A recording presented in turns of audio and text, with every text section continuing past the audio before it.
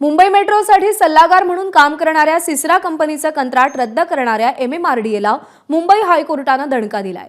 MMRDAनं सिसराला बजावलेली नोटीस बेकायदेशीर ठरवत रद्द करण्यात आलेली आहे। कंत्राट रद्द करत MMRDAनं पाठवलेल्या नोटीशी विरोधात कंपनीनं हायकोर्टात याचिका दाखल केली होती। MMRDAनं कंपनीचं म्हणणं ऐकून घेत योग्य तो निर्णय घ्यावा असे आदेशही दिलेत। MMRDAचे अधिकारी बिलं मुद्दाम थकवत असल्याचा गंभीर आरोप सिसरा या ब्रांचच्या कंपनीनं केला होता। मात्र MMRDAनं सिसरा कंपनीचे सगळे आरोप फेटाळत करारभंगाबद्दल नोटीसही दिली होती।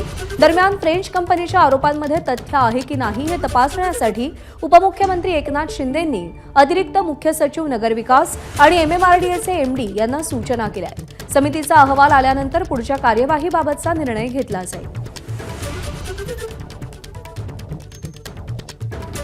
आणि फ्रान्सच्या कंपनीच्या आरोपांची मुख्यमंत्री देवेंद्र फडणवीसांनी गंभीर दखल घेतली आहे। मुख्य सचिव सुजाता सौनिक यांच्याशी आपण बोलू अशी प्रतिक्रिया मुख्यमंत्री देवेंद्र फडणवीसांनी दिली आहे। पारदर्शकता राखण्यासाठी कोणतीही किंमत मोजू असंही फडणवीस म्हणाले। फ्रेंच कंपनीच्या आरोपांमध्ये तथ्य आहे की नाही हे शोधण्यासाठी उपमुख्यमंत्री एकनाथ शिंदे यांनी चौकशी समितीचे आदेश दिलेत। अतिरिक्त मुख्य सचिव नगरविकास आणि MMRDAचे MD यांना सूचना देण्यात आल्यात। त्यांचा अहवाल आल्यानंतर पुढच्या कार्यवाहीबाबतचा निर्णय घेतला जाईल।